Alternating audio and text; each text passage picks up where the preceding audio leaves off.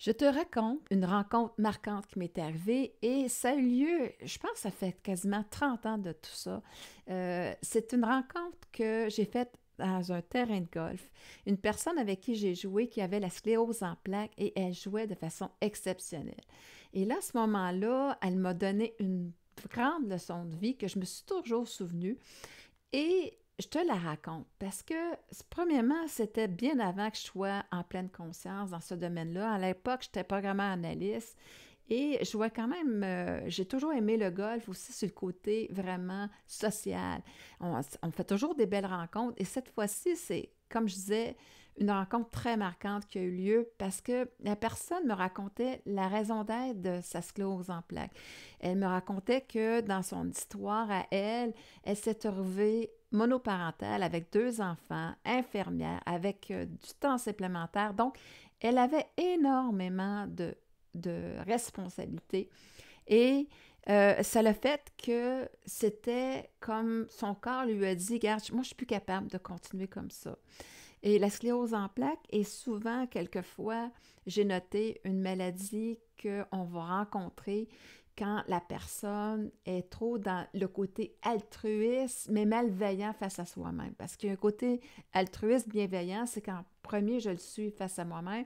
Et dans ce côté-là, il y avait que elle faisait toujours passer les autres avant. Et elle me disait, ben, sais-tu quoi, aujourd'hui, moi, je devrais être en chaise roulante et je ne le suis pas parce que finalement, je ne l'ai pas vu comme quelque chose à combattre.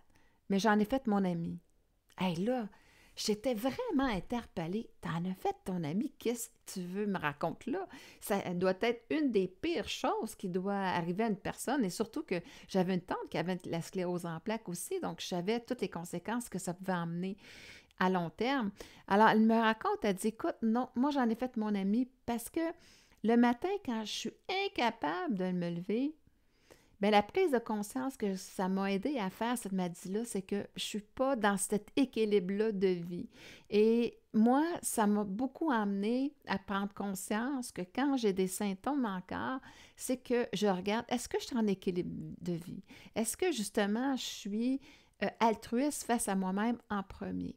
Alors, est-ce que je suis en train de respecter mon énergie? Je suis en train de respecter aussi si j'ai le goût de faire ça? Comment je vais justement faire en sorte que je vais en avoir du plaisir et de la satisfaction? Et quand je dépense mes ressources, mes limites à moi, eh bien, bien entendu, je tombe dans le côté justement altruiste de ma personne qui est la malveillance face à moi-même. Alors, ce que j'ai appris, c'est vraiment que la maladie m'a permis d'enfin d'établir un équilibre dans ma vie, de me faire passer avant les autres.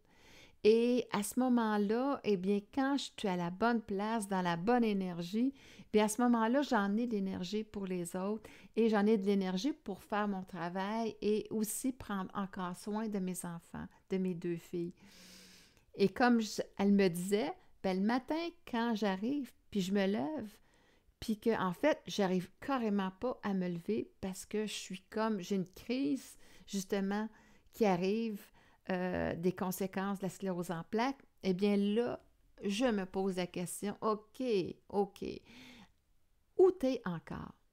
Est-ce que justement, là, elle se met au centre de sa vie? C'est plus les autres, les exigences, les attentes qu'on a face à elle, mais c'est bien face à moi en premier. Elle dit, où est-ce que j'ai perdu mon équilibre de vie? Où est-ce que je suis justement en train de trop donner à l'autre et que j'ai dépassé mes limites et que je ne suis pas encore en train de me respecter? Et là, à ce moment-là, eh bien, je réfléchis justement, qu'est-ce que l'amour ferait dans cette situation-là? L'amour va toujours aller dans mon intérêt. Donc, elle va aller dans le respect de moi, dans mes limites, dans l'énergie que j'ai pour la journée. Et là, elle va tout simplement trouver justement où est-ce qu'elle est en déséquilibre. Elle va en prendre conscience et elle va réajuster ses choix, ses comportements. Et là, elle va trouver cette émotion-là de bien-être, d'équilibre dans sa vie. Où est-ce que dans ce temps-là, qu'est-ce qui arrive dans son côté énergétique? Elle va être dans le plaisir, dans la satisfaction de ce qu'elle est en train de faire. Et c'est vraiment ce qu'elle me partageait. Alors, à ce moment-là, elle dit, j'ai encore besoin de mon ami. J'ai encore besoin de la sclérose en plaques parce que je ne suis pas tout le temps encore sage. J'ai encore cette partie-là de moi qui veut absolument être aimée des autres, qui dans l'exigence d'être parfaite, dans l'exigence de mettre l'autre vraiment en avant de moi. Et ben, tant que je n'aurai pas cette sagesse-là, ben, je la veux encore, mon ami. Et je sais qu'un jour, j'aurai peut-être développé cette sagesse-là, puis j'en aurai plus besoin, mon ami, qui est la sclérose en plaques. Et à ce moment-là, ben, je sais que je serai guérie et elle quittera mon corps. Ah, mon Dieu! Quelle sagesse! Et vraiment, là, c'est tellement une belle rencontre. Et je me rends compte aussi qu'après mes quasiment 20 ans maintenant en pleine conscience, comment elle avait raison. Et comment est-ce que justement le corps t'indique qu'il y a quelque chose qui ne fonctionne pas, que tu es vraiment dans ta survie, en train de t'adapter pour plaire aux autres, pour justement être aimé des autres, pour avoir l'attention, la reconnaissance, être sentir important des autres, au lieu d'être dans l'amour de soi ou est-ce que non, c'est pas l'autre qui est au centre de mon univers, c'est ma satisfaction personnelle. Qu'est-ce qui est important? Qu'est-ce que je veux réaliser pour moi? Ça peut ne pas avoir de la valeur pour l'autre, mais ça en a pour moi. Et dans cet équilibre-là de vie, eh bien, dans l'amour de soi, à ce moment-là, plus je suis en lien avec l'amour de moi-même, plus à quelque part je donne de façon juste et adéquate pour moi et envers les autres. Parce que je ne suis pas en train de vouloir non plus les sauver. Je ne suis pas en train de vouloir prendre des responsabilités qui ne m'appartiennent pas, qui vont alourdir ma vie parce que je veux justement être reconnue pour qu'est-ce que je vais apporter à l'autre. Non, à ce moment-là, ça m'enlève justement de l'équilibre dans ma vie parce que je suis vraiment dans ce besoin-là de reconnaissance aux autres. Et c'est vraiment cette rencontre-là, j'ai pu vraiment voir que c'est juste ce qu'elle disait. Alors toi, est-ce que justement ta vie, ton corps, tes expériences font en sorte que tu es déséquilibré dans ta vie, que tu fais passer l'autre avant toi, que les exigences que toi-même, des fois, tu mets pour avoir de la valeur pour les autres, pour vouloir être aimé des autres, est-ce que toi aussi tu en as? Et ça, c'est une prise de conscience que tu dois prendre et la ramener vers toi. Ramener vers toi à savoir que non, je ne veux plus mettre les autres au centre de ma vie. Je veux finalement avoir la joie d'utiliser mes compétences. Elle était infirmière, donc mes compétences, que je vais avoir de la satisfaction, un plaisir d'utiliser ces compétences-là parce que je vais être dans un équilibre de vie. Donc, je vais être en mesure d'être dans le respect de moi, de faire en sorte que je ne suis pas en attente par rapport à la reconnaissance des autres, mais dans le moment présent, à ce que j'apporte à l'autre. Et ça me nourrit. Ça me nourrit et ça va me donner aussi plus d'énergie parce que c'est à la bonne place. Je le vis dans le moment présent.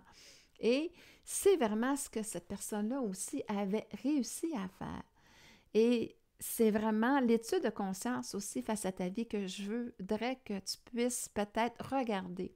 Et comment, si tu te trouves justement dans un déséquilibre, pense que de l'amour de soi, qu'est-ce qu'elle ferait dans cette situation-là?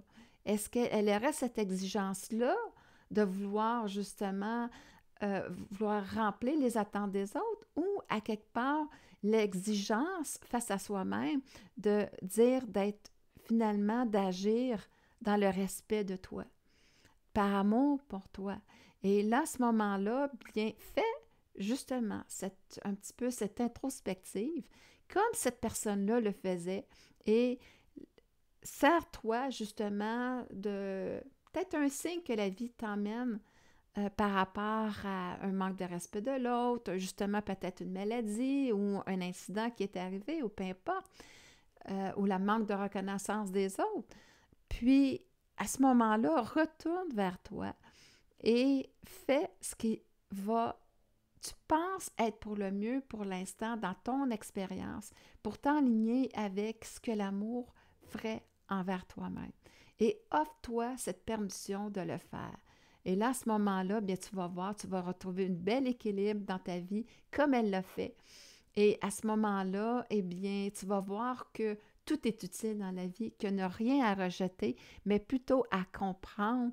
Elle avait compris le sens de sa maladie et elle l'utilisait dans le bon sens, pas comme un ennemi, mais bien comme une sagesse intérieure qui se développait en elle pour justement refaire un équilibre dans sa vie, pour justement aimer sa vie, avoir la joie de la vivre, la satisfaction et surtout du plaisir à la vivre. Alors, c'est ce que je t'invite à faire.